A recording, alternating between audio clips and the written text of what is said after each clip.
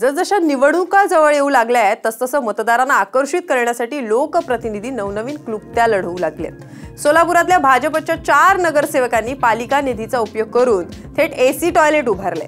चादरी आणि साड्यांच्या बाजाराजवळ गर्दीच्या ठिकाणी एसी टॉयलेट उभारण्यात आले।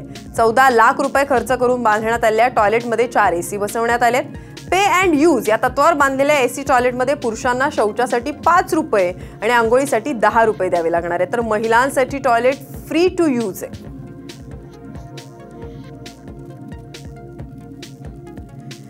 खरं तर सोलापूर हा दुष्काळी जिल्हा आहे, ज्या सोलापुरात पिण्यासाठी पाणी नाहीये, लोकांकडे साधं शौचालय नाहीये, ज्यांना उघड्यावर शौचाला जावं लागतं, अशा सोलापुरात हा एसी टॉयलेटचा फार्स नेमका कशासाठी असाच प्रश्न आता निर्माण होतोय।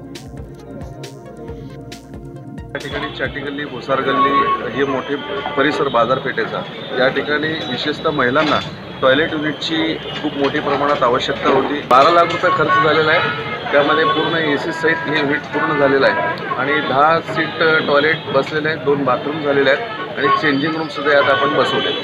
पाण्याची सोय या ठिकाणी बोर मारलेलं आहे, चांगलं पाणी त्याला लागलेलं आहे, 3-4 इंच पाणी लागलेलं आहे आणि मोटर टाकलेलं आहे, त्याला ओव्हर 2000 लिटरच्या 2 टाक्या बसवलेल्या आहेत, त्यामुळे पाण्याची उत्तम सोय या ठिकाणी केली।